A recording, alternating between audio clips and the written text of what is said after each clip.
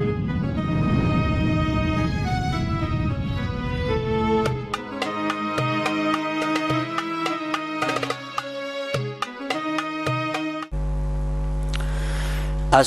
berkata, yang dikehendaki oleh Allah dari amal para makhluk adalah keikhlasan saja. Ikhlas itu yang dikehendaki Allah. Sembahyang itu orang kafir bisa sembahyang. Bazakat orang kafir banyak nang sosial pada orang Islam. Puasa orang kafir banyak nang tahan puasa 40 hari, siang malam nggak ada bermakanan. Cuma orang kafir kadang akan bisa ikhlas. Nah, ikhlas ini yang dikehendaki Allah dari sesuatu perbuatan kita.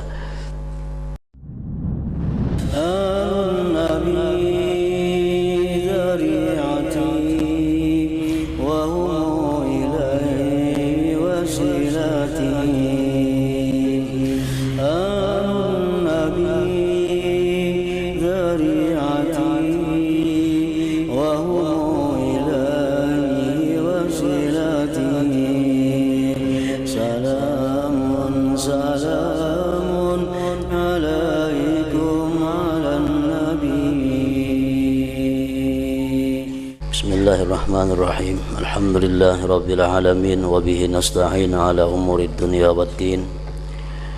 Wassalatu wassalamu ala asyrafil anbiya wal mursalin sayyidina wa habibina Muhammadin wa ala alihi wa ashabihi ajma'in.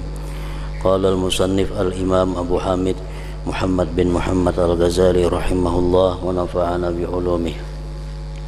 Wa ru'iya ba'duhum bil manam faqila lahu kaifa wajadta a'malak, faqala kullu syai'in 'amiltuhu lillah wajadtuh, hatta habbati rummanin laqattuha min tarik, wa hatta hirratin matat lana ra'aituha fi kaffatil hasanat, wa kana fi qalan suwati khaytun min harir fara'aituhu fi kaffatis sayyi'at, wa kana qad nafika himarun li qimatuhu mi'atu dinar fama ra'aitu lahu thawaba, faqultu mautu sinnaurin fi kaffatil hasanat wa mautu himarin wa laysa fiha, faqila lahu innahu qad wujjiha haitsu ba'asta bih, fa innahu lamma qila laka qad mata qulta fi la'natillah fa batala ajruka fihi walau qulta fi sabilillah lawajadtahu bi hasanatik.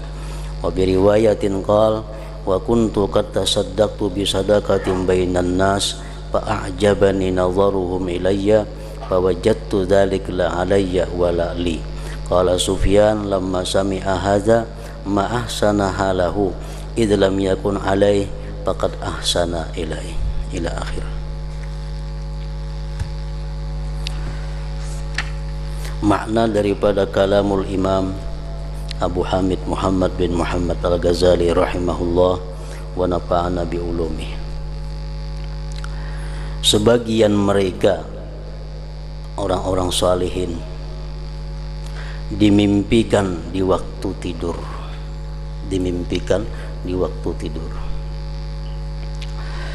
lalu ditanyakan kepadanya, bagaimana kamu dapatkan amal-amalmu? Jadi kawan atau barangkali murid bermimpi lawan gurunya yang sudah wafat. Nah, dalam mimpi itu si murid ini bertakun lawan gurunya, bagaimana kamu dapatkan amal-amal yang dilakukan di dalam dunia itu? Maka ia menjawab, setiap sesuatu yang kukerjakan karena Allah maka saya dapatkan. Setiap sesuatu amal ibadah, amal perbuatan yang kukerjakan karena Allah maka saya dapatkannya.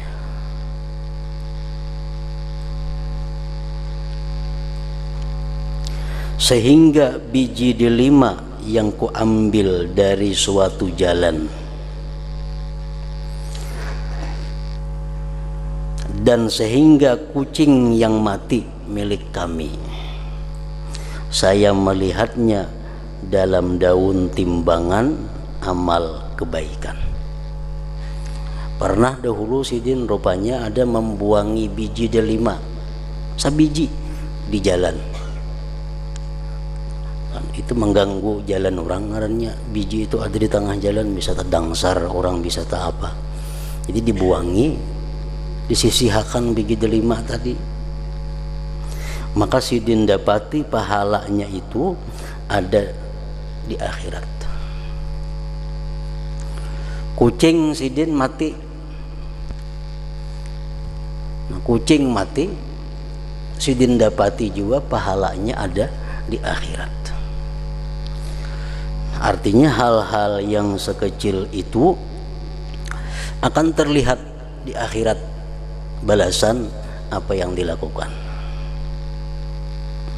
Sesuai dengan firman Tuhan, "Famay ya'mal mithqala dzarratin khairan yarah wa may ya'mal mithqala dzarratin syarran yarah." Allah sudah menjelaskan barang siapa yang beramal seberat biji sawi kebaikan, dia akan melihat ganjarannya di akhirat. Dan siapa yang beramal seberat biji sesawi tapi kejahatan, itu pun akan dia lihat balasannya di akhirat.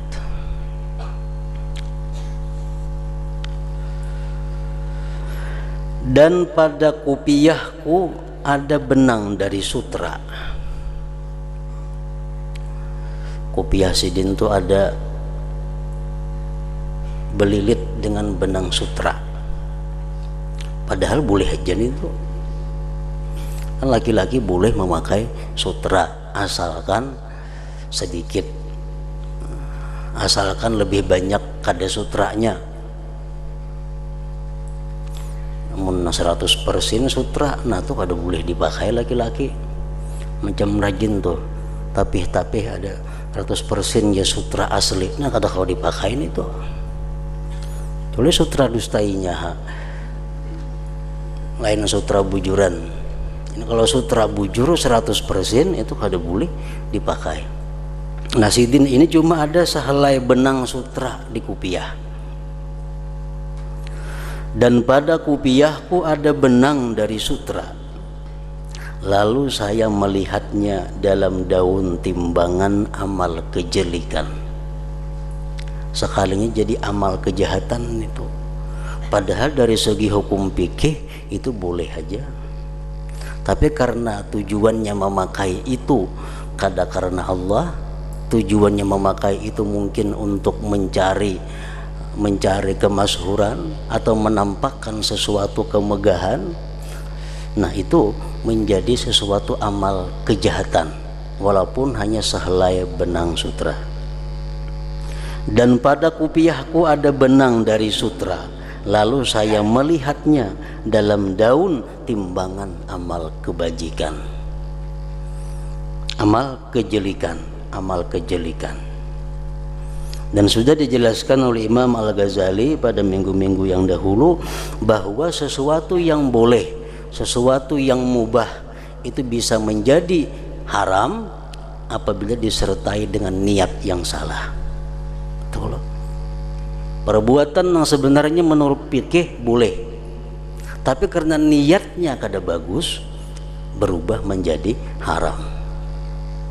Tetapi perbuatan haram kada akan bisa berubah menjadi baik walaupun niatnya baik. Nah, memakai sehelai benang sutra itu boleh. Tapi kalau niatnya tadi kada baik, maka dia akan menjadi amal kejelikan. Lalu saya melihatnya dalam daun timbangan amal kejelikan. Dan mati keledaiku yang harganya 100 dinar. Lalu saya tidak melihat baginya pahala. Kucing tadi mati, ada pahalanya. Padahal harga kucing kada berharga mungkin waktu itu. Sekali himar mati, nah harganya larang, kada ada pahalanya. Saya tidak melihat baginya pahala.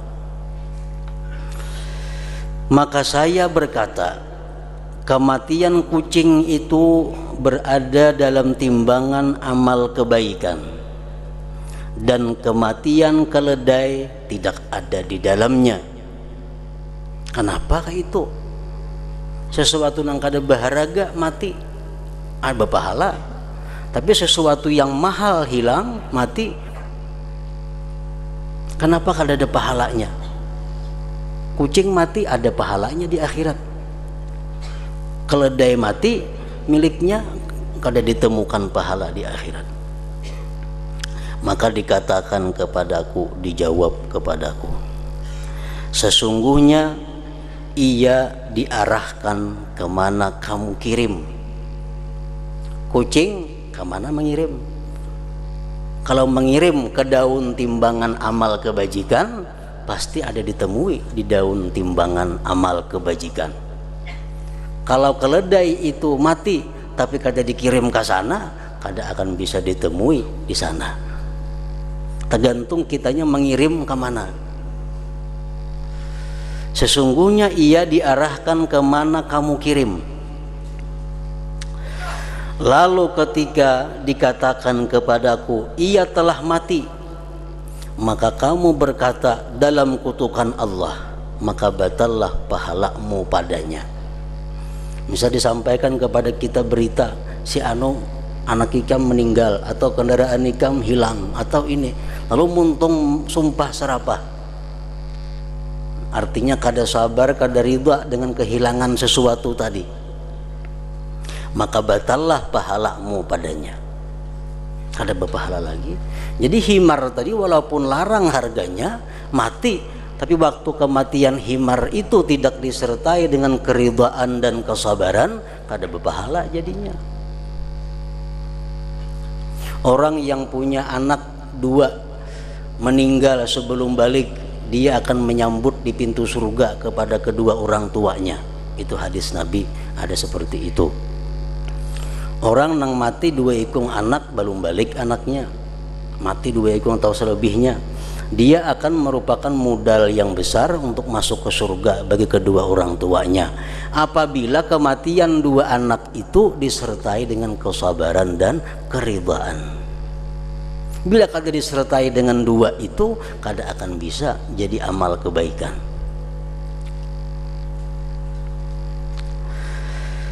Jikalau kamu mengatakan di jalan Allah, itu himarika mati fisabilillah, menjadi kita memangnya, artinya ridha dengan apa yang ditentukan Allah, niscaya kamu mendapatkannya dalam amal kebaikan.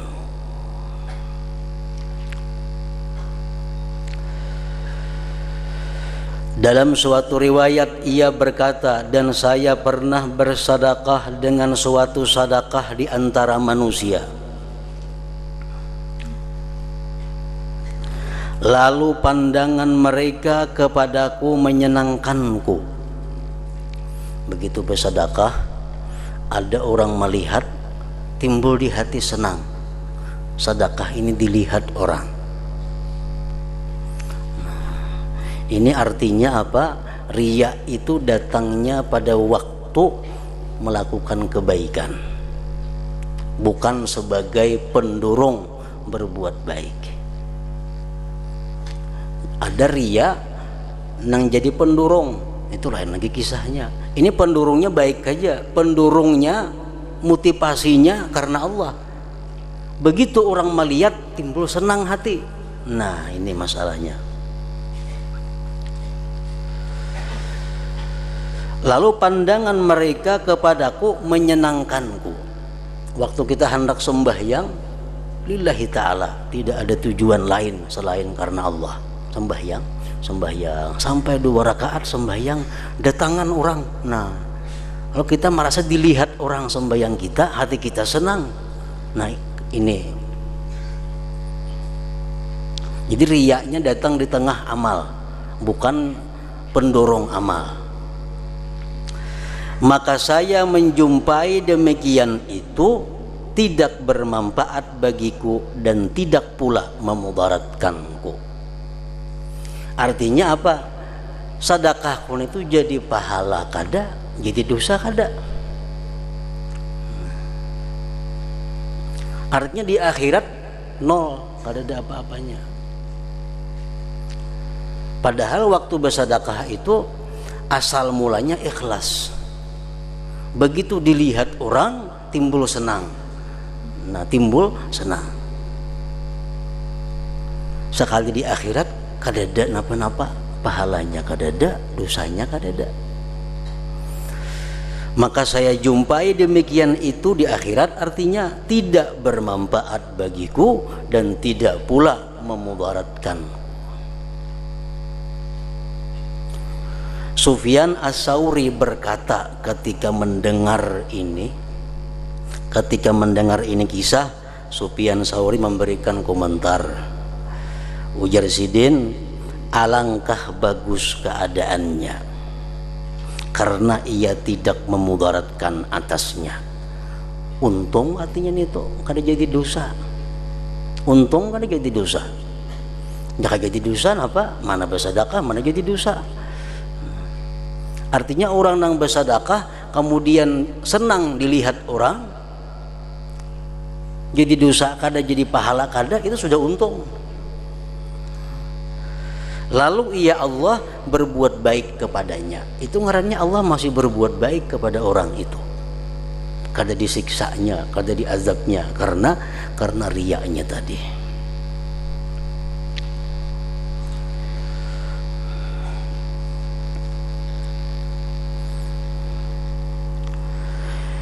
Yahya bin Mu'adz berkata, ikhlas itu dapat membedakan amal dari cacat-cacat, seperti membedakan air susu dari kotoran binatang dan darah. Nah, jadi amal ibadah kita ini kada akan bisa diketahui baikkah kadakah, belum bisa diketahui sebelum ada ikhlasnya.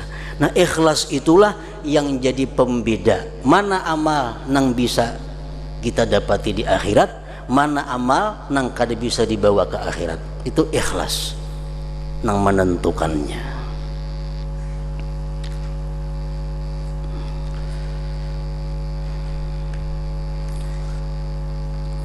Dikatakan bahwa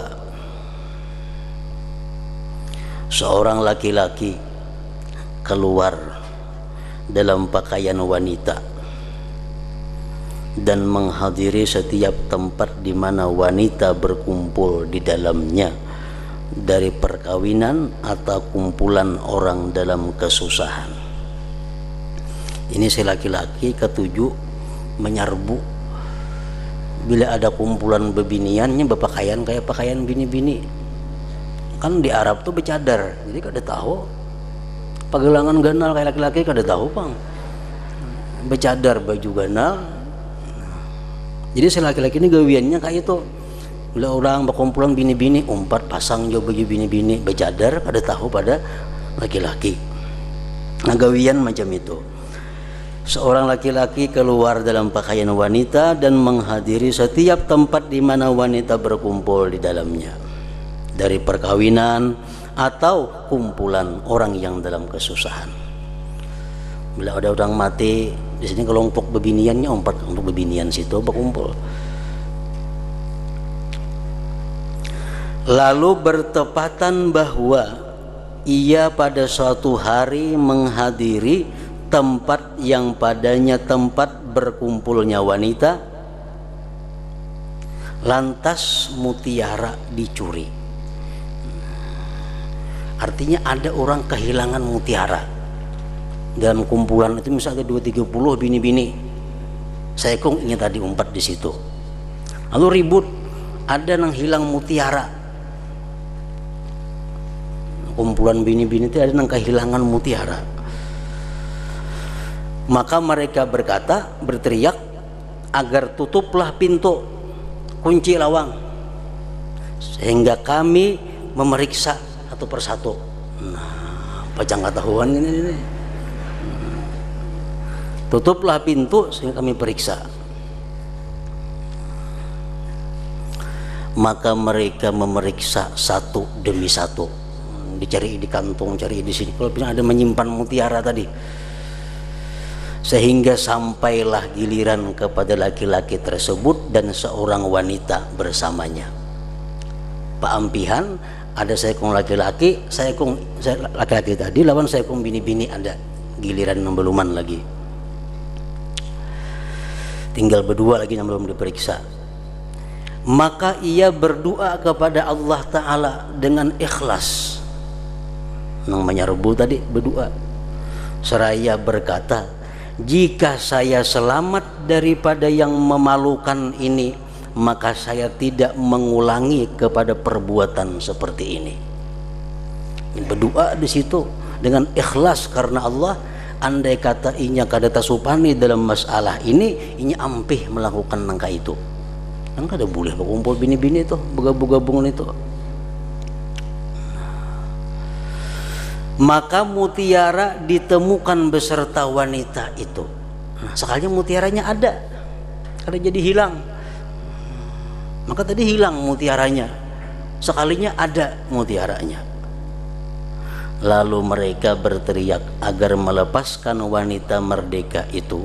Kami telah mendapatkan mutiara itu. Nah, jadi selamat artinya daripada dipermalukan di tengah-tengah manusia. Artinya bahwa ikhlas itu bukan hanya menyelamatkan kita di akhirat, tapi juga ikhlas itu pun menyelamatkan kita dari kemaluan, dipermalukan di alam dunia ini.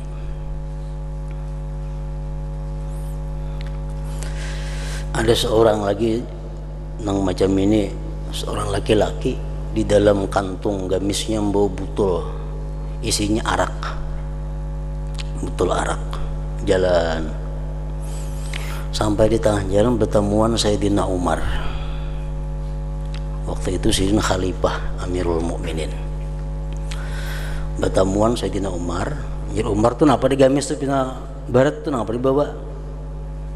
Maka arak nih, kalau ketahuan ini dipukul bisa nih, bisa dihukum.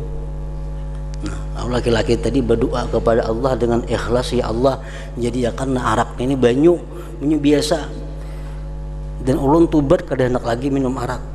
Napa Sayyidina Umar dalam kantung itu banyu putih, wahai Sayyidina Umar. Sini aku periksa aja. Sayyidina Umar periksa, sekalinya banyu putih bujur, hilang araknya kada ada lagi. Nah, selamatlah laki-laki tadi daripada penjara, daripada hukuman. Nah, karena doanya itu dengan ikhlas. Nah, jadi kita andai kata kita berdoa tuh seperti dalam keadaan seperti tadi, nah tentu doa kita akan dikabulkan oleh Allah Subhanahu wa Ta'ala.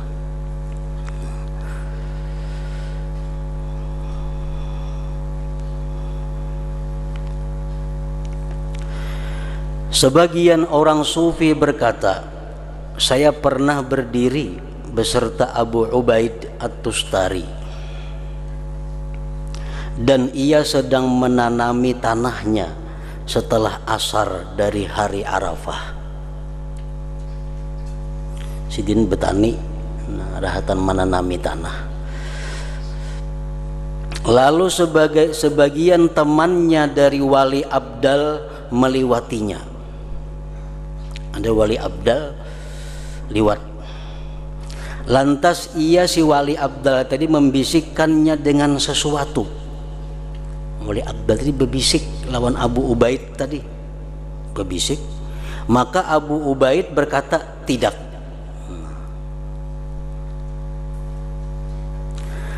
Lalu teman itu berjalan. Tidak tadi nang membisiki tadi berjalan hilang. Seperti awan yang mengusap bumi sehingga ia hilang dari mataku. Maka saya bertanya kepada Abu Ubaid, apa yang ia katakan kepadamu? Napa garang dibisiki sidin tadi? Maka jerpian tidak itu. Abu Ubaid menjawab, ia memintaku agar saya menunaikan ibadah haji bersamanya. Ingin tadi membawai aku naik haji. Kan orang Wali Abdal tuh sekejapin sampai sudahnya ke Arafah situ. Nah, anak dibawainya bahaji. Lalu saya menjawab tidak. Kok ada hendak bahaji. Saya bertanya, mengapa tidak kamu kerjakan? Kenapa kada akun bahaji di bawah orang? 4 rabang di Wali Abdal tadi kenapa kada akun? Ia menjawab, Abu Ubaid tadi menjawab, saya tidak mempunyai niat tentang menunaikan ibadah haji. Aku kada berniat naik haji tahun ini. Kada berniat naik haji tahun ini. Dan saya telah berniat bahwa saya akan menyempurnakan tanah ini pada sore ini. Besokan tadi aku berniat hendak menyelesaikan tanaman ini. Kada hendak niat naik haji. Nah, jadi ada orang bawa naik haji, aku jawab tidak. Maka saya takut kalau saya melakukan haji besertanya karenanya. Nah, aku ini takutan kalau aku naik haji itu karena dibawainya nih tuh, nah. Kada karena Allah, karena dibawainya. Maka saya menghadapi kutukan Allah Ta'ala. Dikutuk Allah aku. Karena saya memasukkan dalam suatu amal bagi Allah sesuatu selainnya. Kan haji ibadah. Nang ibadah itu mestinya murni karena Allah. Kalau aku bercampur karena Allah dan karena dibawainya tadi, dikutuk Allah aku. Baik aku menuntungkan tanamanku ini, nah sudah aku niatakan bisukan tadi. Maka apa yang saya di dalamnya itu lebih besar menurutku daripada 70 kali haji. Nah, apa yang kulakukan ini lebih ganal pahalanya daripada 70 kali haji. Nah, naik haji dibawai orang artinya cuma kada ada niat, kada mau. Ada kayak kita, mau kita jangan naik haji di Burung Kabanjar aja menggagas sudah. Baru Kabanjar nah gratis makan dijamin, kada tahu niat tahu kada lagi tolak kan sudah. Nah ini dibawain naik haji, cuma karena kada ada niat tahun ini naik haji, kada mau naik haji. Nah jadi niatnya.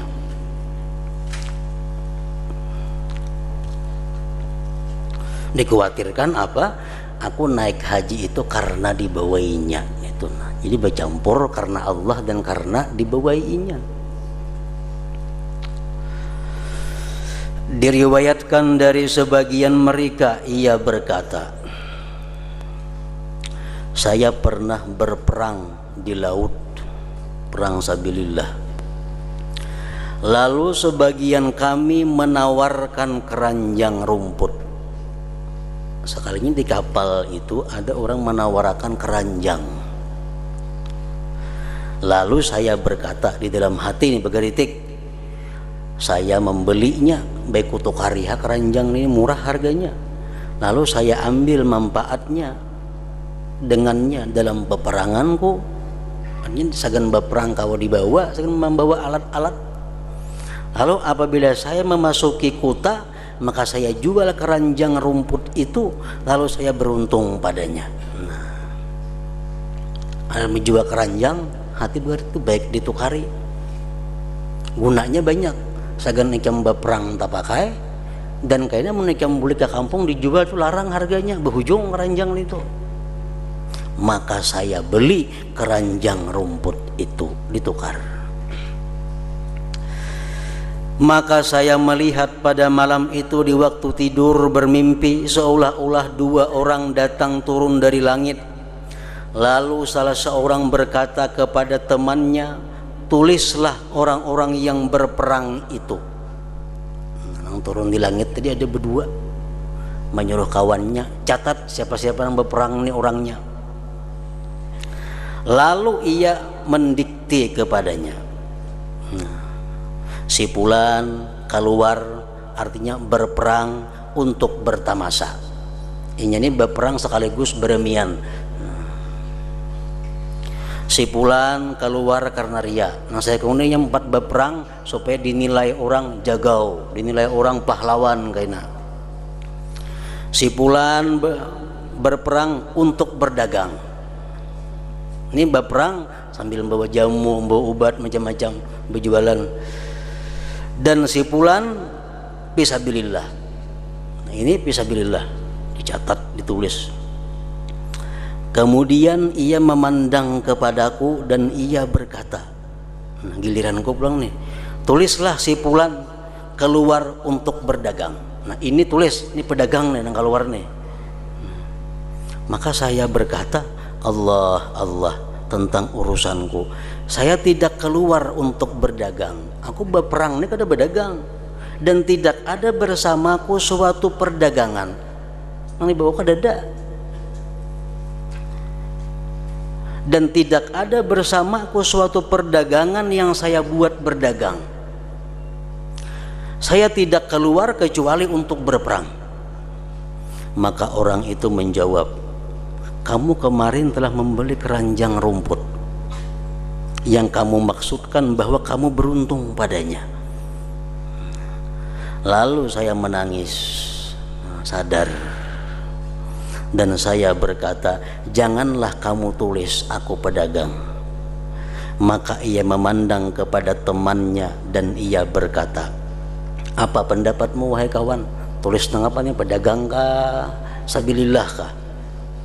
Temannya menjawab, tulislah si Fulan keluar untuk berperang. Hanya saja ia membeli di perjalanannya keranjang rumput agar ia beruntung padanya. Nah, sehingga Allah Azza wa Jalla memutuskan padanya dengan apa yang dia lihat.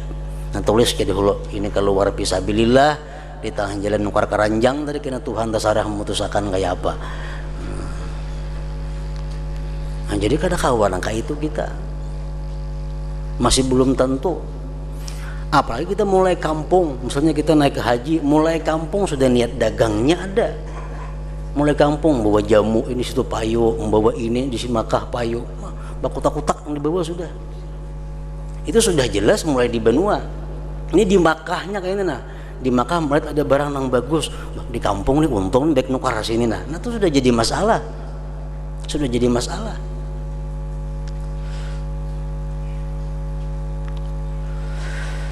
Sehingga Allah Azza wa Jalla memutuskan padanya dengan apa yang dia lihat. Sari As-Saqati rahimahullah ta'ala berkata, sesungguhnya kamu mengerjakan salat 2 rakaat dalam tempat yang sunyi yang kamu mengikhlaskannya adalah lebih baik bagimu daripada menulis 70 hadis atau 700 hadis dengan ketinggian, dengan niat yang kada baik. Artinya dalam hadis Rasulullah mengatakan, man shalla rak'ataini fi khala'in la yarahu illallah wal malaikah kanat lahu bara'atun minan nar. Siapa sembahyang 2 rakaat di tempat yang sunyi, yang hanya Allah yang tahu dan para malaikat, 2 rakaat saja ikhlas, maka Allah selamatkan dia daripada api neraka. Dalam riwayat lain ada, Allah cabut dia dari golongan orang-orang yang munafik. 2 rakaat lagi sembahyang cuma ikhlas di tempat yang tidak dilihat oleh siapapun. Sebagian mereka berkata, pada keikhlasan sesaat itu terdapat keselamatan abadi. Tetapi ikhlas itu jarang sekali. Dan dikatakan ilmu adalah bibit dan amal adalah tanaman dan airnya adalah ikhlas. Artinya kada berbuah mungkin disiram. Bibitnya ada, tanamannya sudah, cuma kada akan tumbuh baik berbuah kalau kada disiram. Sebagian mereka berkata, apabila Allah membenci seorang hamba, alamat orang yang dibenci Allah artinya, maka dia memberinya 3 perkara dan mencegahnya 3 perkara, yaitu dia memberinya persahabatan dengan orang-orang yang saleh dan mencegahnya menerima dari mereka. Allah berikan dia ini karunia ke-7 bakawan lawan orang saleh dan disukai oleh orang-orang saleh. Ini untung.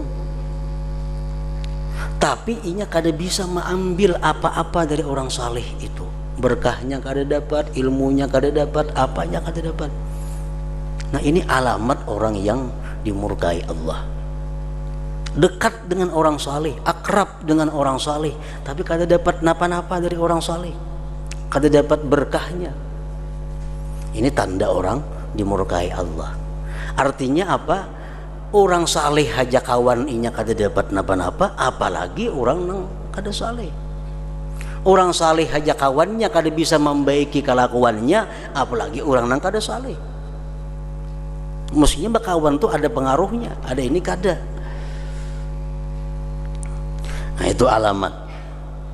Yang kedua, dan dia memberinya amal-amal saleh dan mencegahnya keikhlasan padanya. Bersedekah orang ini ketujuh, sembahyang malam ketujuh, semua ibadah ketujuh, tapi kada diberi Allah ikhlas. Nah kada diberi Allah ikhlas, sama aja kada dapat napa-napa kena. Yang ketiga, dan dia memberinya hikmah dan mencegahnya sidik padanya. Ini diberi Allah ada ilmu-ilmu yang bagus, tapi kada jujur dalam penggunaan ilmu tersebut. As-Susi berkata, yang dikehendaki oleh Allah dari amal para makhluk adalah keikhlasan saja. Ikhlas itu yang dikehendaki Allah. Sembahyang itu orang kafir bisa sembahyang. Bazakat orang kafir banyak nang sosial pada orang Islam. Puasa orang kafir banyak nang tahan puasa 40 hari, siang malam ada bermakanan. Cuma orang kafir kada akan bisa ikhlas. Nah ikhlas ini yang dikehendaki Allah dari sesuatu perbuatan kita. Al-Junaid berkata, sesungguhnya Allah mempunyai hamba-hamba yang berakal, maka manakala memikirkan mereka, mereka beramal, lalu manakala mereka beramal, mereka ikhlas. Mereka ikhlas. Maka keikhlasan mendorong mereka kepada pintu-pintu kebaikan semuanya. Muhammad bin Sa'id Al-Marwazi berkata, urusan itu seluruhnya kembali kepada dua pokok. Ilmu nang macam apa aja ilmu, titiknya kembali kepada dua. Akhir perkaranya kembali kepada dua. Mengapa nang dua? Perbuatan darinya denganmu dan perbuatan darimu baginya. Itu aja intinya. Artinya sesuatu yang dari Allah kepada kita dan dari kita kepada Allah. Nah dua buting itu bang. Intinya tadi dua. Satu dari Allah kepada kita, yang kedua dari kita kepada Allah. Lalu kamu ridha apa yang telah diperbuat dan kamu ikhlas pada apa yang kamu perbuat. Yang dari Allah kepada kita, kita ridha. Yang dari kita kepada Allah, kita ikhlas. Nah selamat sudah tuh. Mengapa kan yang dari Allah kepada kita ridha, dan yang dari kita ikhlas. Yang dari Allah kepada kita dalam 24 jam kada sunyi daripada 4 hal. Pasti ada 4 ini yang kita terima dari Allah. Pertama, nikmat. Itu kada boleh tidak, pasti ada. Setiap saat kita terima nikmat dari Allah. Yang kedua, bala. Bala pasti ada kita terima dalam kehidupan kita. Yang ketiga, khair, kebaikan, beribadah, taat. Yang keempat, syar, kejahatan. Nah Allah memberikan kita 4 itu kepada kita. Nikmat, bala, baik, jahat. Terhadap yang 4 itu kita wajib ridha. Nikmat yang pertama, kesehatan umpamanya, itu nikmat. Kekayaan, nikmat. Nah itu kita wajib ridha. Wajib ridha pertama bil qadhi, dengan yang memutuskan. Allah artinya. Kita wajib ridha, kita menerima nikmat. Kita terima nikmat, kita wajib ridha dengan yang memutuskan, Allah. Kita wajib ridha bil qadha, dengan keputusan itu. Dan kita wajib ridha dengan yang diputuskan. Taat tadi, nikmat tadi. Dan kita wajib syukur atas nikmat itu. Kalau kita diberi Tuhan duit umpamanya 10.000, Kita wajib ridha dengan Allah selaku yang memutuskan. Kita wajib ridha dengan keputusan itu, dan kita wajib ridha dengan yang diputuskan, duit 10.000 tadi, dan kita wajib syukur dengan itu duit 10.000. Nah, jadi bila kita dapat nikmat itu kita wajib 4. 1, ridha dengan dengan Allah, ridha dengan keputusannya, ridha dengan yang diputuskannya, wajib mensyukurinya. Karena ini ketentuan nikmat. Yang kedua yang kita terima bala. Bala sesuatu yang kadang menyenangkan kita. Mengapa kadang-kadang menyenangkan kita? Bala, lampu pajak, bala. Makanya disuruh innalillah wa inna ilaihi raji'un. Karena kadang menyenangkan kita. Nah, kita dapat bala itu wajib 4. Pertama, wajib ridha dengan yang memutuskan Allah. Kita wajib ridha dengan keputusan Allah itu. Kita wajib ridha dengan yang diputuskan balanya itu, dan kita wajib sabar atas Allah Subhanahu wa ta'ala. 4 perkara.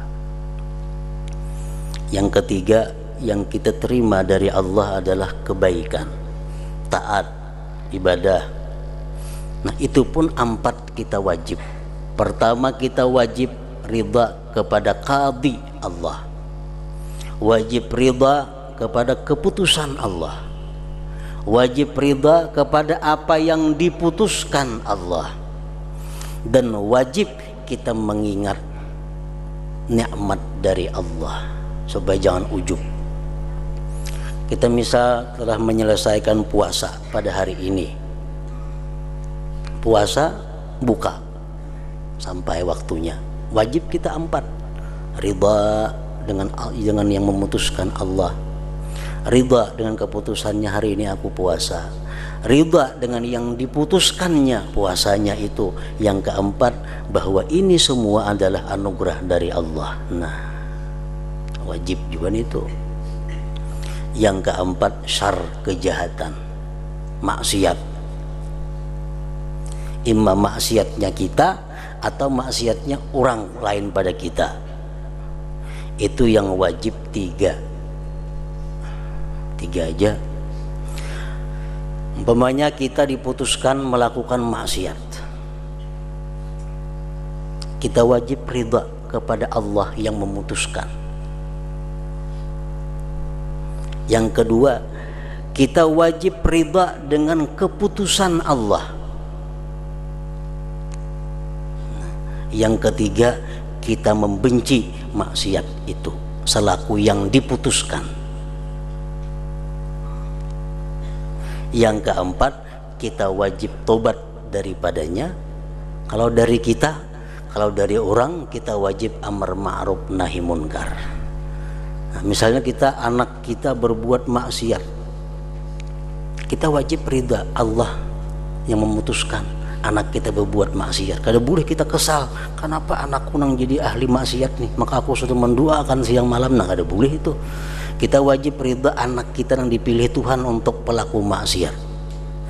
Kita wajib ridha dengan keputusan itu, tapi kita benci dengan kemaksiatan si anak itu, dan kita wajib amar ma'ruf nahi munkar kepada si anak yang melakukan maksiat tadi. Nah, jadi artinya apabila kita bisa menyikapi bahwa yang dari Allah kepada kita itu kita ridha, yang dari kita kepada Allah kita ikhlas, nah itu selamat sudah. Jadi kamu telah bahagia dengan 2 pokok ini dan beruntung di 2 negeri, dunia dan akhirat. Kemudian penjelasan tentang hakikat ikhlas. Nah, macam apa sebujurannya nangaran ikhlas itu.